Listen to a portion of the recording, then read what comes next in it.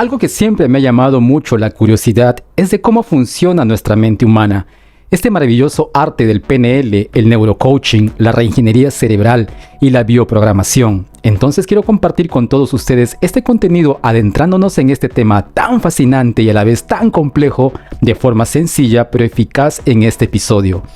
Una buena forma de introducirnos en este maravilloso mundo de la hipnosis es transitar por su historia a través de los siglos. De este modo, recorriendo juntos a través del tiempo, comprenderemos más acerca de este fenómeno y por ende, estaremos en mejores condiciones para entenderla, comprenderla y tal vez, ¿por qué no?, aplicarla. Hagamos un breve recorrido histórico que nos sirva para contextualizar la hipnosis y todos los aspectos relacionados con ella.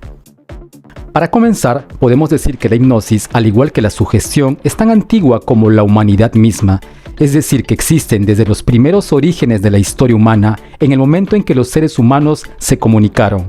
Ya los antiguos sumerios, los egipcios y los babilónicos la practicaban, consiguiendo lo que ellos consideraban curaciones milagrosas por medio de ella. Es importante destacar que la hipnosis antigua ha evolucionado y ha tenido muchas formas de prácticas y muchos nombres antiguos a lo largo de toda la historia. Posteriormente, este componente esotérico y terapéutico fue evolucionando y desarrollándose en la práctica tal y como la conocemos hoy en día. Aunque no es posible fijar el momento exacto de la historia en la que se produjo este descubrimiento, tenemos algunos datos históricos muy relevantes que nos proporcionan valiosísima información. El arte de la hipnosis antigua fue un proceso místico y terapéutico progresivo, que fue desarrollándose y evolucionando gradualmente a través de los años, por medio de un largo y costoso recorrido, seguramente con precisiones y errores, éxitos y fracasos, mitos y realidades, especulaciones y aciertos, hasta llegar a nuestros días. Nadie sabe con certeza los orígenes de la sugestión mental y la hipnosis antigua, ya que desde los comienzos de la historia humana existen muchos indicios de que los hombres de todas las civilizaciones y culturas primitivas utilizaban procedimientos hipnóticos sugestivos con fines tanto místicos, mágicos, curativos, esotéricos como terapéuticos entre ellos, en el alivio del dolor, así como también en ciertas patologías psíquicas, mentales y espirituales. La hipnosis y la sugestión hipnótica, en sus muchas variantes, ha sido utilizada por diferentes culturas milenarias a través de los años. Muchas naciones antiguas utilizaban este tipo de prácticas entre sus rituales, conocidos hoy en día como estados de trance hipnótico, que están descritos en jeroglíficos, pergaminos, planchas y en otros cientos de escrituras desde épocas muy antiguas. En las culturas no occidentales se empleaban la hipnosis antigua sobre todo por parte de los curanderos, brujos, chamanes o sacerdotes, siendo generalmente ellos, los curanderos y brujos, quienes entraban en estado de trance como parte de las ceremonias de curación y purificación.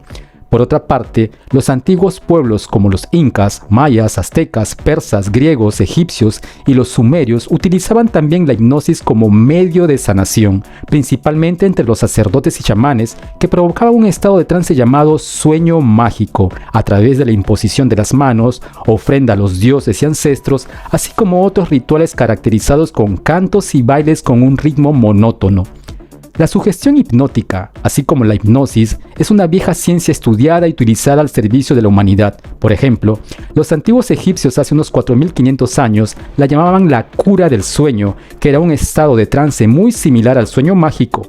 Principalmente en las grandes civilizaciones más avanzadas como las naciones sumerias, egipcias, babilónicas y griegas, empleaban la hipnosis con distintos fines tanto médicos, curativos como sanadores. Como hemos podido describir, la hipnosis, así como la sugestión, han existido a través de la historia. Entre las civilizaciones de las que se tiene registro histórico comprobado en el uso de este tipo de habilidades mentales y psíquicas, podemos encontrar los ya mencionados antiguos sumerios, babilonios, los sirios, los magos antiguos persas, los griegos y los sacerdotes egipcios, que eran las civilizaciones más avanzadas en el uso de estas prácticas para la época antigua. Algunos de los maestros y monjes chinos, budistas y tibetanos e hinduistas, quienes practicaban una especie de meditación que les hacía entrar en un estado de trance profundo, así como los diversos curanderos y magos de las antiguas civilizaciones africanas, quienes mayormente eran los que entraban en una especie de trance. Y finalmente, los chamanes de las culturas prehispánicas y mesoamericanas,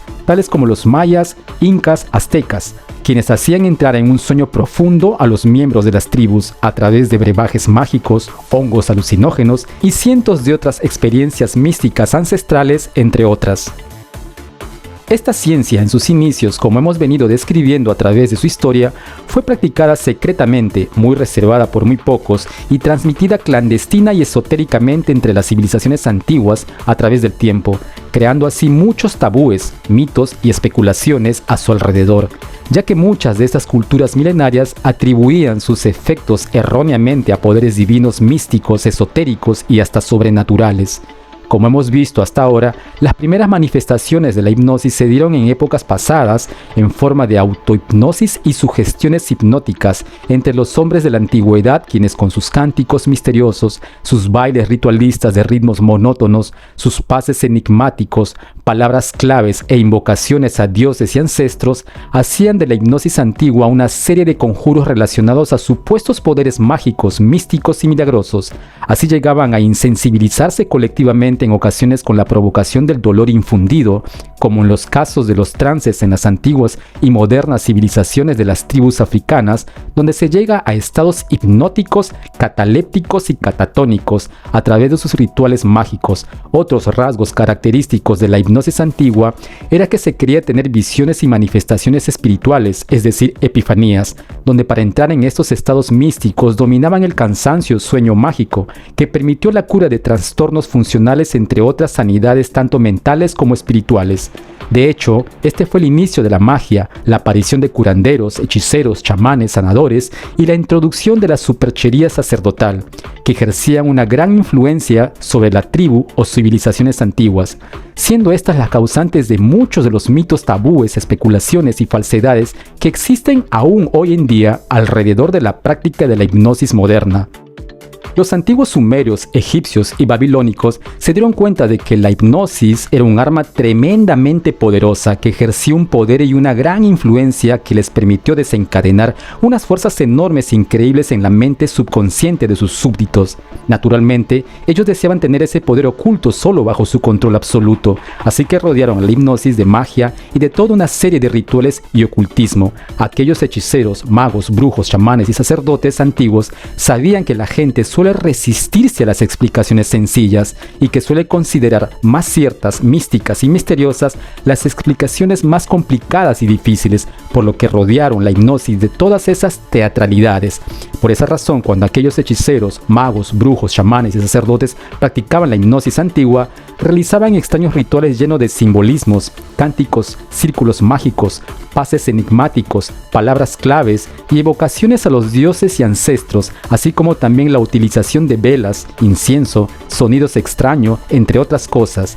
Esas dramatizaciones tenían como único fin y propósito de mantener la hipnosis como algo oculto, místico, esotérico y mágico, fuera del alcance de la gente común, es decir, de sus súbditos, ya que ellos percataron que aquellas personas incautas que presenciaban estos supuestos rituales creían que aquel poder supuestamente sobrenatural de la hipnosis antigua era lo que les curaba, era lo que les proporcionaban sanación a través de aquellos rituales complejos, aquellas invocaciones a dioses y aquellos dibujos místicos, cánticos y simbolismos, cuando en realidad era la propia sugestión mental de la persona la que surtía efecto, y los hechiceros, magos, brujos, chamanes y sacerdotes lo sabían muy bien. Ellos entendían muy bien que era la propia mente del paciente la que realizaba la curación por medio del poder sugestivo de la hipnosis antigua. Y eso exactamente de igual manera es lo que ocurre hoy en día, más de 4000 años después. Cientos de supuestos hipnólogos clínicos e hipnotistas modernos, así como cientos de hipnotistas de teatro o show de espectáculos, siguen manteniendo la hipnosis como algo oculto, místico y esotérico,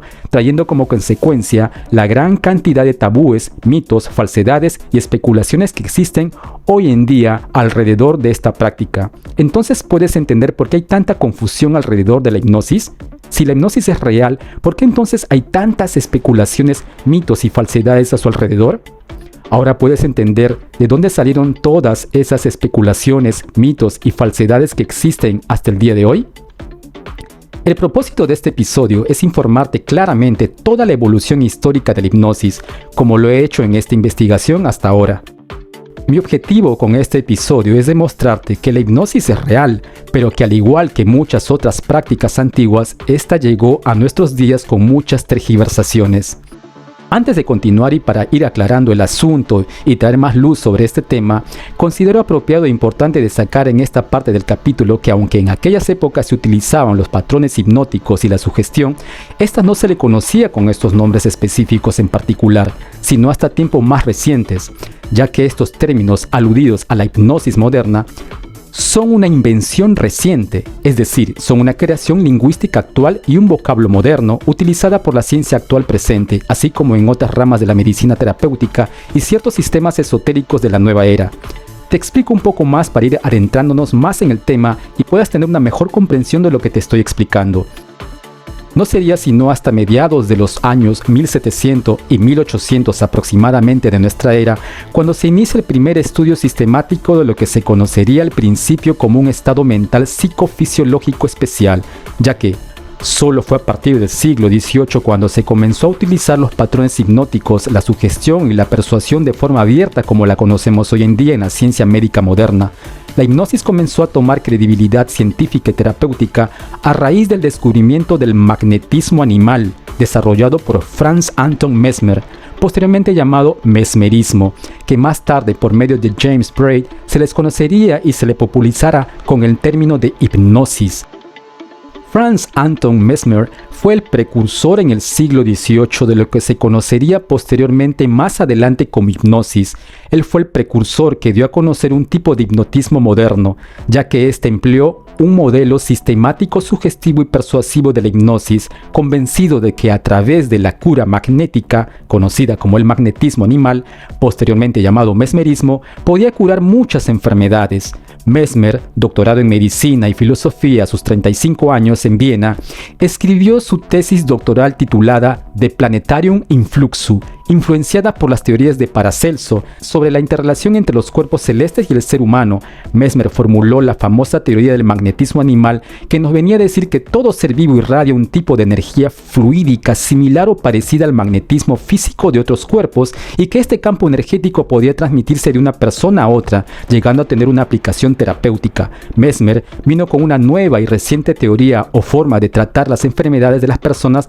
a través de la supuesta cura magnética o magnetismo animal, que tenía que ver supuestamente con la interrelación entre los cuerpos celestes y el ser humano, y que aparentemente esta influencia ayudaba a la gente a mejorar su salud. Sus ideas y teorías no se basaban en conceptos hipotéticos de hipótesis no comprobadas como una ciencia terapéutica real, sino más bien gracias a sus valiosas aportaciones sobre el magnetismo animal. Mesmer dio lugar a la introducción de nuevas ideas más precisas y revolucionarias sobre lo que en realidad sería la hipnosis moderna en nuestros días. Años después, Mesmer tenía la creencia que entre todos los campos magnéticos conocidos por la ciencia hasta ese momento, existía un campo energético al que él llamaba campo animado, que supuestamente era un líquido que fluía en la vida. Él definió la salud como el libre flujo de la materia, que supuestamente era un líquido que fluía por medio de miles de canales a través de todo el cuerpo humano. Para el mesmerismo, la enfermedad era el resultado de la obstrucción de ese libre flujo energético. La liberación de este campo animado y la consecuente restauración de este flujo en el cuerpo a través de la hipnosis daban como resultado la supuesta mejora de la salud. Mesmer tenía la extraña creencia que cuando la naturaleza no hacía ese libre flujo espontáneamente en las personas,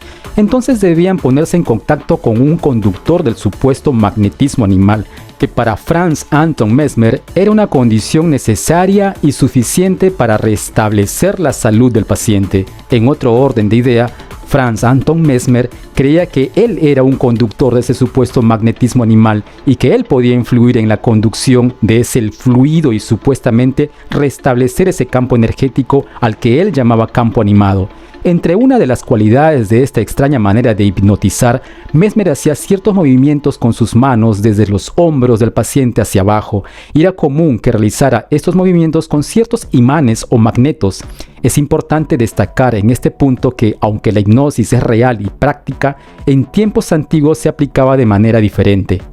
Para entender la teoría propuesta por el mesmerismo, tenemos que comprender que para los siglos XVIII y XIX, la idea popular de aquel entonces entre la comunidad médica científica ortodoxa era que había algunos supuestos flujos invisibles energéticos o influencia viajando desde el hipnotista o hipnotizador hasta el paciente. Por tal razón, en la época de Franz Anton Mesmer, la hipnosis de aquellos años fue vista por muchos como algo en el que solo el hipnotista o hipnotizador era el único responsable de llevar al paciente a esos supuestos estados de trance hipnóticos, y que los hipnotistas o hipnotizadores eran los únicos capaces de llevar a la gente a esos estados hipnóticos a través de las instrucciones e inducciones que supuestamente ellos le dictaban, trayendo como consecuencia la prolongación y creación de más tabúes, mitos y especulaciones alrededor de la hipnosis. El término de hipnosis, tal cual como se usa y se conoce hoy en día, empezó a popularizarse aproximadamente hace 2 siglos en Francia. La palabra hipnosis provino del vocablo griego hypnos, que significa sueño, y la expresión sis, sufijo que significa acción, proceso resultado de. Por lo tanto, la hipnosis sería una acción o proceso de resultado de un estado mental de hipersugestionabilidad, también llamada estado de trance hipnótico, tal y como fue definida, introducida y popularizada por el ya nombrado James Braid en 1843. En otras palabras, para James Braid, el verdadero origen y la esencia de la condición hipnótica era a través de la sugestión, la inducción, la abstracción o concentración mental del individuo en una idea en particular, en el que, como en un sueño simbólicamente hablando, los poderes de la mente humana quedan absortos a una sola idea o línea de pensamiento, creando como resultado que en ese momento el estado de trance, la hipnosis, permitiera que el individuo conectara con su inconsciente o mente subconsciente, creando una indiferencia consciente del resto de las demás realidades a su alrededor, abandonando así todas las demás opiniones e impresiones del pensamiento del factor crítico, creando de esta manera una nueva realidad subjetiva en el sujeto. La práctica de la hipnosis en tiempos actuales fue alrededor de tan solo hace unos 200 a 300 años atrás, a finales del siglo XVII y comienzos del siglo XVIII, que la hipnosis y la sugestión comenzaron a popularizarse y tomar credibilidad científica, y ser practicada en manos de profesionales médicos, así como otros psiquiatras, neurofisiológicos, psicoterapeutas y especialistas de otras ramas profesionales antiguas, así como modernas, que descubrieron que este tipo de terapia hipnótica producía excelentes resultados subjetivos y mentales en la mejora de sus pacientes, haciéndose popular tanto en épocas pasadas como en nuestros días. El análisis histórico de los fenómenos de la sugestión y la hipnosis, como lo hemos venido explicando hasta ahora, nos demuestra su constante desarrollo y evolución progresivo, que junto a los estudios e investigaciones recientes han producido unos cambios cualitativos y cuantitativos a través de los años. Actualmente nadie niega que la sugestión y la hipnosis actúan sobre la psique de las personas, es decir, que pueden influir sobre la fuerza o intensidad de fenómenos psíquicos como la percepción, la sugestionabilidad, la memoria, el pensamiento, los sentimientos, la imaginación, la creatividad, los recuerdos y la voluntad, entre otros.